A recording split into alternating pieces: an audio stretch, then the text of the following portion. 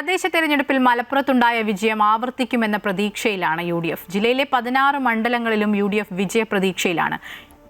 ഇടതുമുന്നണിയാകട്ടെ 3 സീറ്റെങ്കിലും ലഭിക്കുമെന്നാണ് പ്രതീക്ഷിക്കുന്നത്. വോട്ട് വിഹിതത്തിൽ മുന്നേറ്റം ഉണ്ടാക്കാനാകുമെന്ന പ്രതീക്ഷ NDAയും പുലർത്തുന്നു.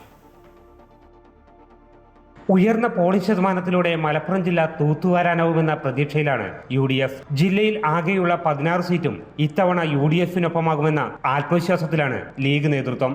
മന്ത്രി V. അബ്ദുറഹ്മാൻ താനൂരിൽ നിന്നും തിരൂരിലേക്ക് മാറിയതോടെ താനൂരിലെ വിജയം അനായാസമായെന്ന് ലീഗ് കരുതുന്നു.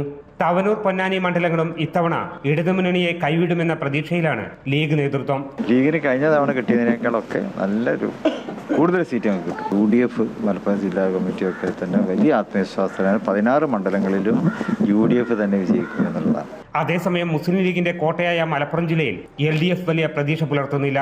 തവനൂർ, പൊന്നാനി മണ്ഡലങ്ങൾ നിലനിർത്തുന്നതിനോടൊപ്പം V. അബ്ദുറഹ്മാൻ എത്തിയതോടെ പോരാട്ടം കടുത്ത തിരൂരിലും ഇടതുപക്ഷം അത്ഭുതം പ്രതീക്ഷിക്കുന്നു. ഞങ്ങൾ പ്രതീക്ഷിക്കുന്നത് 3-ലധികം വരുന്ന സീറ്റുകളിലേക്ക് ജയിച്ചു കയറാൻ പറ്റും എന്നുള്ളതാണ് ഇടതുപക്ഷം നടത്തിയിട്ടുള്ള പ്രവർത്തനങ്ങളുടെ. അതെ, ആകെ നിങ്ങൾക്ക് എല്ലാവർക്കും അറിയാമല്ലോ, ഇവിടെ വലതുപക്ഷത്തിന് രാഷ്ട്രീയമായി നല്ല സ്വാധീനമുള്ളതാണ്.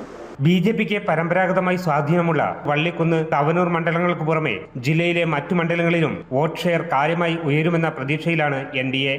അമൃത ന്യൂസ്, മലപ്പുറം.